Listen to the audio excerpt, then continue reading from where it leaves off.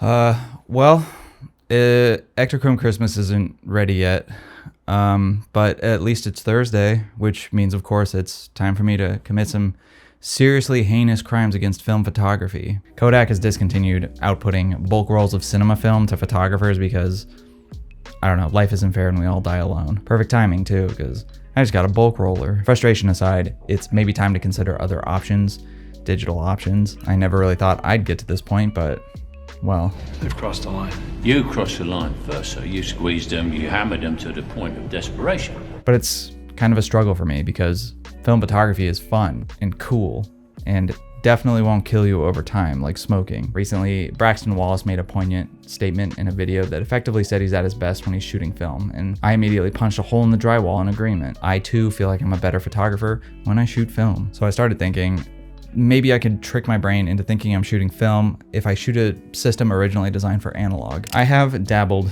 in digital a little bit to cover, a few gaps in my process, namely things like the extinction of Kodak Aerochrome. You squeezed them, you hammered them to the point of desperation. But admittedly, I have found it kind of hard to find the same sense of purpose and intention when I shoot with limitations when I shoot with film. Well, perhaps a solution that combines the best of both worlds is a good place to start. This Hasselblad 501C is one of my favorite cameras that I've ever shot with. It's honestly probably one of the best cameras Hasselblad's ever made, in my own opinion. It's a total beast, and its modular capabilities seem, damn near boundless. I've definitely shot some of my favorite work on this thing throughout the years. So when Hasselblad reached out about trying this shiny new futuristic piece of chrome here, I was of course at first super digi hesitant, but call me Curious George, not because I like to go ape and throw my shit, but because my curiosity got the best of me and I decided to try it out. It's kind of like a hole in the wall of a bus station bathroom. How can you really say for sure that you know what's on the other side until you stick something in? I was curious because this digital back seamlessly clicks onto this late 90s mechanical dream machine, aside from the mismatch of silver trim and black trim, which definitely hurts my design aesthetic soul, says the guy whose office looks like the Unabomber's cabin. Anyway, I can mount it on my old Hasselblad 501C and use this old awesome shutter slappy film camera with a high quality digital back to, I guess, hopefully inch a little closer to shooting digital like it's film. Could this be the key to finally finding purpose and happiness in my life? I'm not too sure. So I grabbed a few other things that I'm not too sure about and hit the road to arrive at an answer by the end of this video that may or may not have you saying the words, "Grainy days, the guy that betrayed film photography?"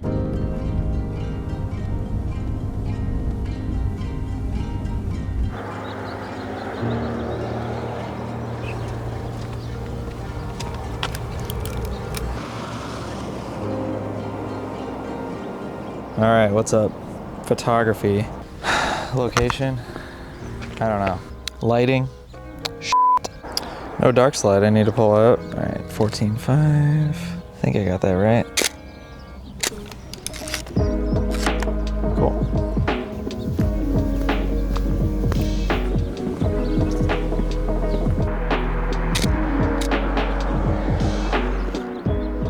I can see the photo. No shit, Jason. Too bad the photo was pure, unfiltered, premium ass. Okay, it wasn't ass. It just wasn't really what I was looking for. Truth be told, unless you just really fuck up catastrophically, you probably can't really take a bad photo on this sensor. It's just that good. I mean, yeah, this digital back is like, what, $7,000? That's like 2 rolls of Ektachrome. I tried to mold my digital workflow to look like warmed up Ektachrome by doing things that, digital photographers lament on all the time, like changing sliders to get sick tones, grades, presets. I don't know. All this is new to me. All I know is that I know what I want my Ektachrome to look like, and if I can get my digital photography kind of in the same ballpark, then I'll die a happy photographer when, the volcano gets me. And the beautiful thing is, if I want to shoot some, chrome, I can just pop this thing off and load a film back on the very same machine. Even if the shutter slap on this thing scared the literal crap out of these birds, right over my car. All right, I'm gonna do what I can to not get run over for this shot, but I think I can get it. No, I think I gotta get closer. For these shots, I was using a heavy brown filter and a polarizer to mimic my Ektachrome workflow. The polarizer is the key to delivering those, dark apocalyptic sky tones. So that shot was okay, but I ended up liking this alternate a lot better.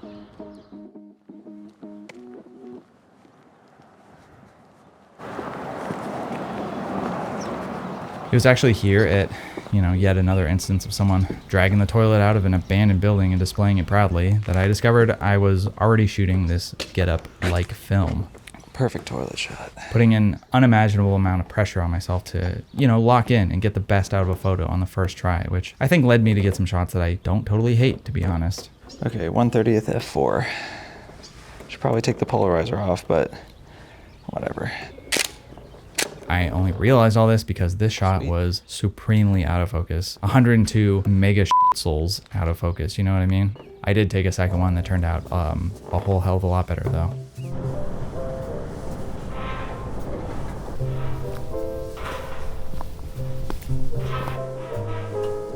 So weird having to turn on the back to take shots. I've taken like a few that I forgot to turn the back on for. This shot, it kicks ass. I love it. The colors are, I think, what sell it.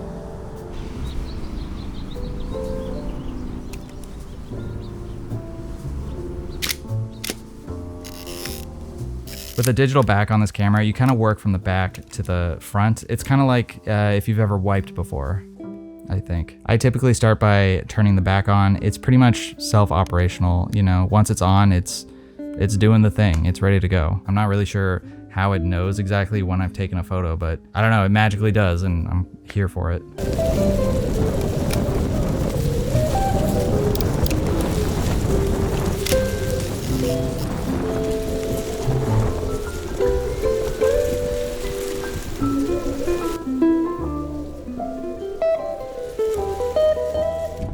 Trying to escape the hurricane-like conditions, me, Monica, and our rat pig Baxter headed into town for a little chemical pick-me-up, to stop the shaking. I will say that just like the waist level viewfinder that I don't currently have on here, the back of this camera definitely kind of tricks you into thinking you took a better photo than you actually did. Though ultimately this shot wasn't really what I was looking for, and I discarded it in place of this better photo.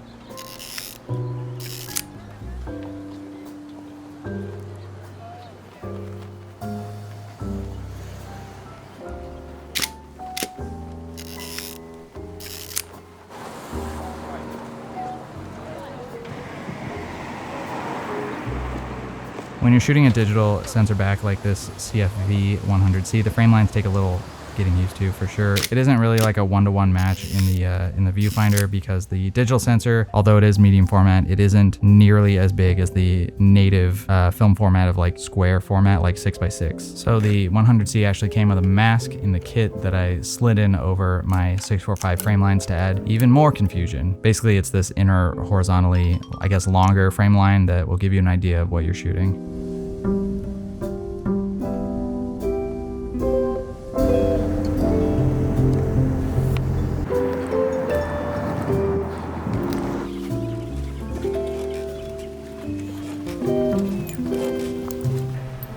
£12,000. Oh no! Jason, do you see it? That is so cute.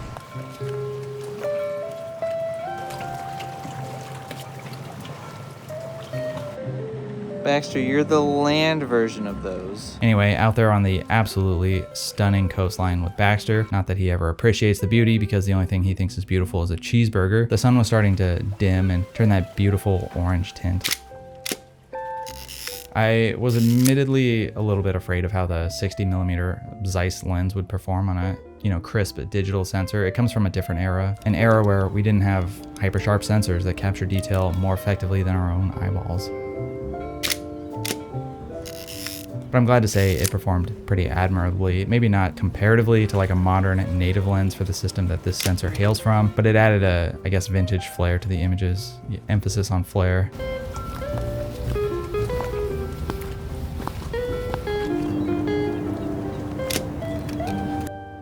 Holy balls, I love this shot. It warms my Edward Hopper heart to the core. Strong lighting, decent colors, good subject, you already know the deal. That's really why you consider getting into a system like this, the color interpretation that Hasselblad installs.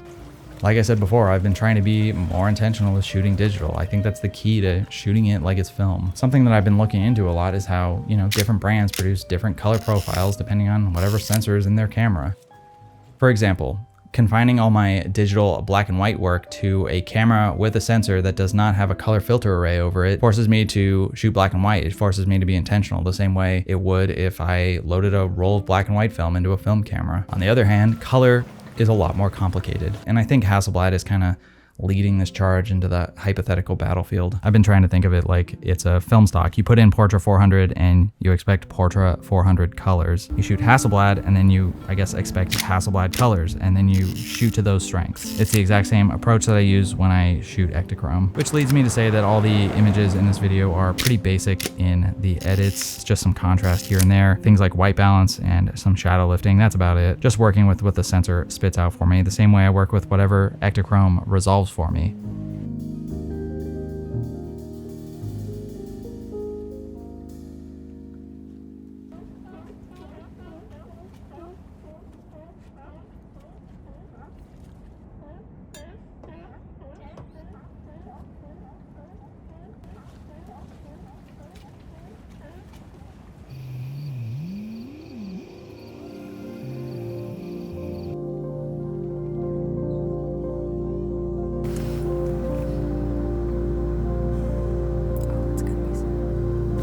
Go, go, go, go, go.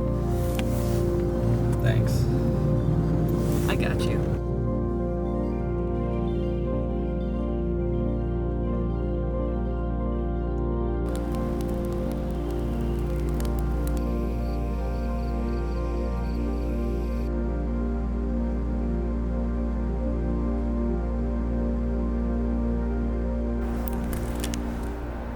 I'm looking a little rough around the edges right now. I shot a toilet earlier today. Probably don't need to shoot a second toilet, but hear me out. It's digital. So you can shoot as many times as you want. It's good, but I think I like my toilets looking a little more rough around the edges. Like me right now. Dude, I need to shave. I got bags under my eyes, wrinkles on my forehead. I look like death. Baxter's had a big day. Yes, he has. Is that aircraft? Hold on a second. Those sons of bitches. Well, what do you know? They must have known I'd be showing up at some point because the artwork in the room was aerochrome. Do I dare chug another flaming hot Mountain Dew and finish what I started? I don't know. The Legionnaire's disease just isn't worth it anymore. Feels kind of weird to be charging the back of my Hasselblad, but it is what it is, I guess.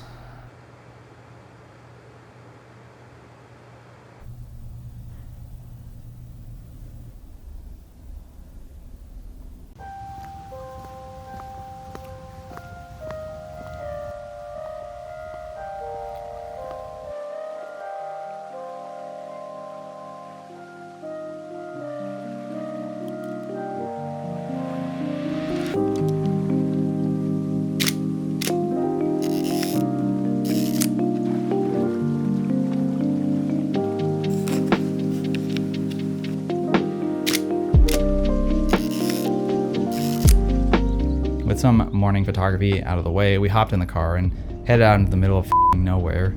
Back to real life. Back to the horrors of reality. Yeah. Do it. Do what? Make the cow noise. What are you talking about? This is your footage. I'm just gonna waste it until you moo.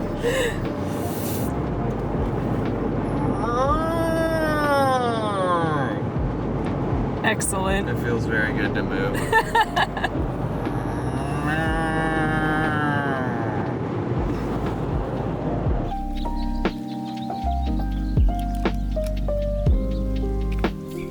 There was this abandoned thing on a hill. It may be an old Del Taco or something, I don't know. But it made for a good subject, even when there wasn't really a lot of color in the scene.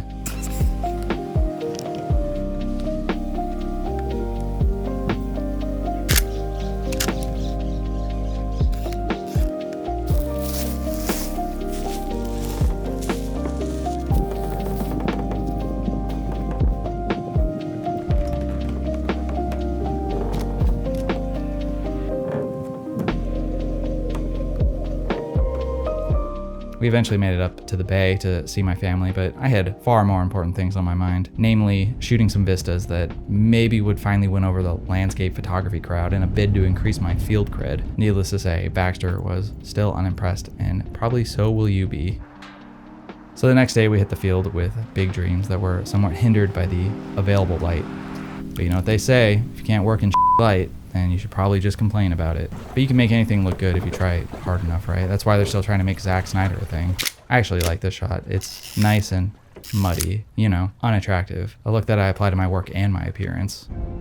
Moving on down the road, literally, we saw some elk on the horizon, so I quickly crashed the car and went to go shoot them in excitement. I have taken a photo similar to this before, literally on my first roll of film many years ago, and I regard it as one of my best ever, which says a lot about how much I've improved since then. Whatever, regardless, I wanted to capture something similar on the Hassie, and after some waiting and moving around, I got close with this shot that I quite like.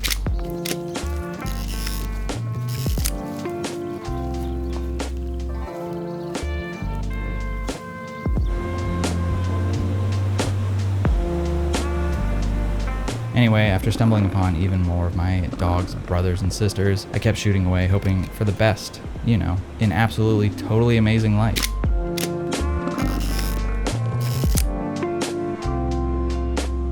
It's really cool, actually. These elephant seals are massive, and they travel like thousands of miles up from Antarctica here to Northern California for a warm winter, you know, pied-à-terre.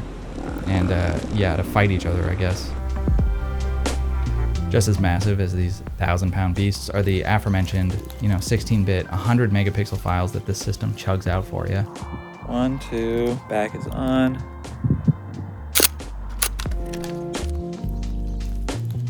I did a test many harvests ago comparing large format 8x10 resolution to the 100 megapixel sensor of the Hasselblad X2D, which is a similar sensor to what we're working with here, and surprisingly, they're pretty dang close. Sure, there are key differences in things like depth and rendering and I guess execution, but if an 8x10 sheet of film and this CFV 100C were in a bar fight one night, I don't know which one I'd put money down on. I'd probably just stay out of it and quietly sip my virgin appletini. I guess what I'm getting at is to have the comparative, you know, resolution and detail from something like an 8x10 sheet of slide film on a sensor that is far more portable than 8x10 is a tremendous thing.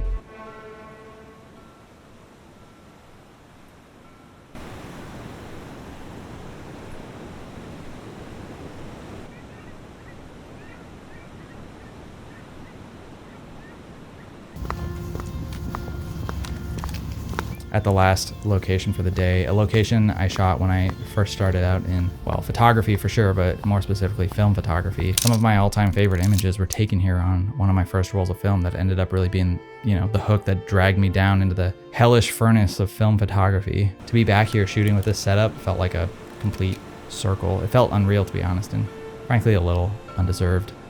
Pause on that thought because holy shit, this shot slaps harder than a restraining order. Anyway, yeah, I miss those days when, you know, AE1 was like 70 schmeckles for body and lens, when Portrait was like $9. Shit, I mean, Ektachrome hadn't even been brought back from the dead yet. Well, there's really only one shot here. Well, those days are kind of long gone, and shooting digital doesn't seem so egregious to me anymore, you know, depending on the use case, I suppose. I definitely haven't given up on film. How could I? I'm ass deep in film cameras. I'm f***ed if film stops being manufactured. Whenever I have the money to shoot film, I will, of course. But I gotta say, using this digital back in combination with film on the Hassie does ultimately give me that super important feeling of intention, which at the end of the day is really all I need to take the photos that I'm personally content with.